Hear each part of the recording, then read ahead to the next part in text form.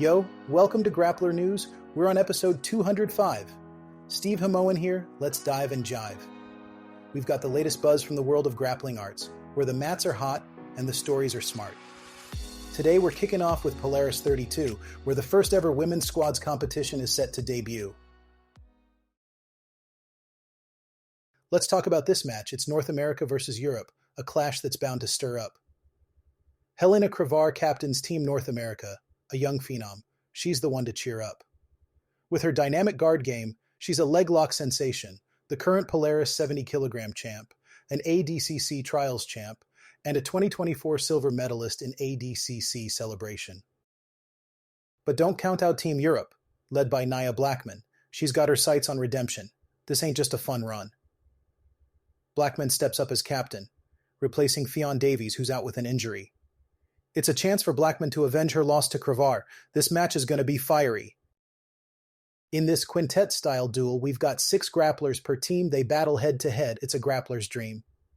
Each match is 5 minutes. If no submissions made, judges decide the winner. That's how the game's played. 90 minutes of action, 2 halves of 45. The team with the most points, in glory they'll thrive. Kravar's got a target on her back. She's the favorite in any bout. But don't ignore Brianna Stimarie. She's a force you can't leave out. A 2-time ADCC vet with a crafty half-guard game, her pressure passing's methodical, her submissions aren't tame. And let's not forget Elizabeth Mitrovic, a 2023 IBJJF Nogi World Champ.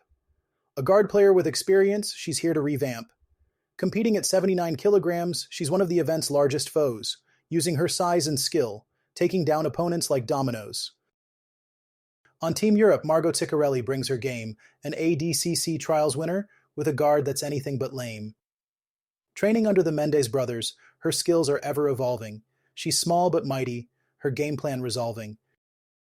Then there's Sula May Lowenthal, a Gracie Barra rep, an ADCC trials winner. Her experience is adept. She's battled elite opposition. She's ready to compete. In this Polaris 32, she's aiming for the sweet.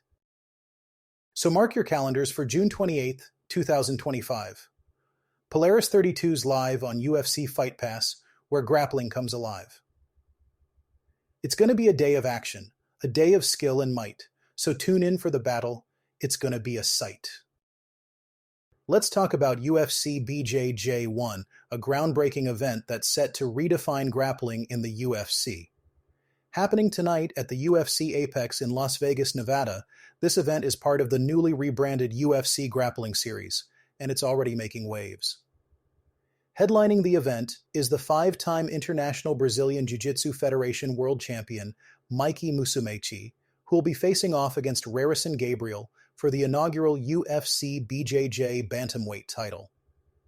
This is a no-gi Brazilian Jiu-Jitsu event, and it's going to stream live on both YouTube and UFC Fight Pass, giving fans worldwide a chance to catch the action. Now, the card isn't just about Musumeci and Gabriel. We've got 2 more inaugural title bouts that'll crown champions in the welterweight and lightweight divisions. Andrew Tackett and Andy Varela will battle it out for the welterweight title, while Carlos Henrique takes on Danilo Moreira for the lightweight title. These matchups are the finals from the UFC BJJ, Road to the Title reality show, adding extra spice to the competition. It's a night that promises to showcase some of the best talents in the jiu-jitsu world. But that's not all. The event's also featuring a Polaris champion, a UFC fighter, and the daughter of MMA legend Frank Mir. It's a melting pot of grappling talent, and the anticipation is through the roof. Keith Krikorian will lock horns with Joao Asonitis, Cassia Mora will clash with Talita Alencar, and Felipe Pimentel will face Pedro Machado. Plus, Bella Mir, who's carrying the legacy of her father Frank Mir, will take on Carol Joya. And don't forget Kevin Carrasco, who's up against Ty Koslow. Each of these matches is a story in itself, with athletes bringing their unique styles and strategies to the mat. As we gear up for this event, the buzz isn't just about who's going to win or lose. It's about the controversies and the hype surrounding these athletes. Mikey Musumeci's facing a lot of pressure, being a 5-time world champion. All eyes are on him to see if he can maintain his dominance in this new UFC BJJ arena. Meanwhile, Rarison Gabriel's looking to make a name for himself by dethroning a legend. Andrew Tackett and Andy Varella's bout is another hot topic, as both are rising stars looking to cement their status in the welterweight division. This event is a testament to how Brazilian Jiu-Jitsu is evolving and gaining recognition on such a massive platform like the UFC. It's not just about the titles on the line, but the stories and the rivalries that are unfolding.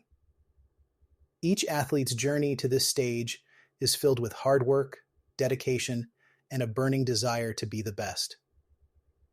So, whether you're tuning in for the technical prowess or the sheer thrill of competition, UFC BJJ 1 is set to be a landmark event in the world of grappling. All right, grappling fans, let's shift our focus to the 2025 International Brazilian Jiu-Jitsu Federation Worlds Semifinals, where João Bisnaga Mendes and Diego Sodre faced off in a match that's got everyone talking. This clash was a showcase of skill, strategy, and a bit of controversy that's making waves in the jiu-jitsu community. João Mendes, known for his aggressive guard passing and relentless pressure, was up against Diego Sodre, a tactician with a knack for finding submissions in the smallest of openings. The match was intense from the get-go, with both athletes trading positions and fighting for dominance. It was a classic battle of styles, with Mendes pushing the pace and Sodre looking for opportunities to capitalize on. The controversy erupted during a critical moment when Mendes seemed to secure a pass, but the referees called a halt due to an apparent illegal grip. This decision sparked debate among fans and analysts, with many arguing that the call was unnecessary and disrupted the flow of the match. Others believe it was a justified decision, pointing out the importance of adhering to the rules, especially at such a high-stakes event. Despite this hiccup, the match continued with both competitors refusing to back down. In the end, it was Mendes who emerged victorious, securing his place in the finals.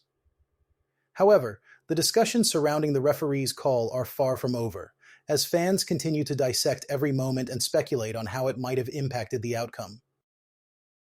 This match is a reminder of the unpredictable nature of jiu-jitsu, where every decision, every grip, and every move can make or break a match.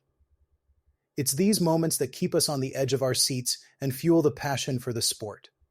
As we look forward to the finals, the buzz around Mendes and Sodre's clash adds a layer of excitement and anticipation to the event. So, as we wrap up today's episode, let's celebrate the art of grappling and the stories that come with it. It's been a thrilling ride through the world of jiu-jitsu, and I hope you're as pumped as I am for what's next. And before we go, here's a little jiu-jitsu humor to leave you with a smile. Why did the jiu-jitsu practitioner bring a ladder to the match? Because they heard the competition was on another level.